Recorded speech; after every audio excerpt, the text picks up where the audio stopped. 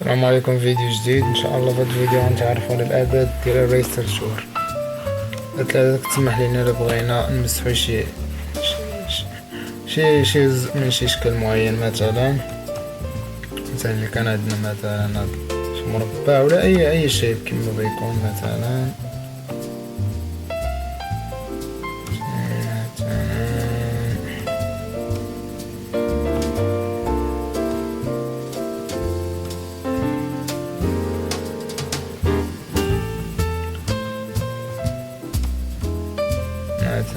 نديرو مثلا شي شكل مثلا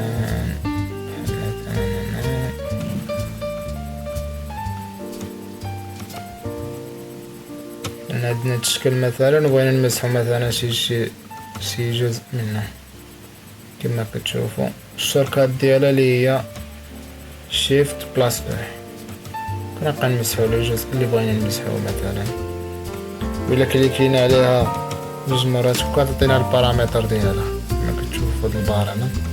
حنا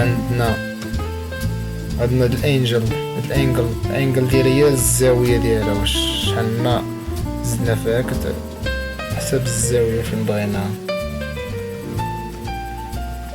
هنا هاد الراوندنس هادي الدوران ديالها كما كتشوفوا هنا في هاد السايز الحجم ديالها. بالنسبه لهادو هنا هادو عندنا هنا الفيكس والراندوم.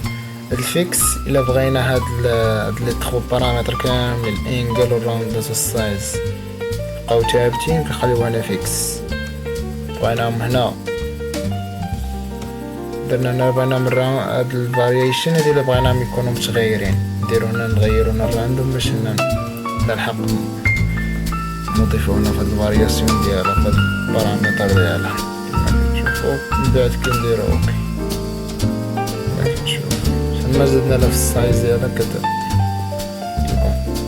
المهم هادي هي الاداة ديال الريستر تول. نتمنى هاد الفيديو نال الاعجاب ديالكم. نشوفكم في فيديو جديد ان شاء الله. السلام عليكم ورحمة الله.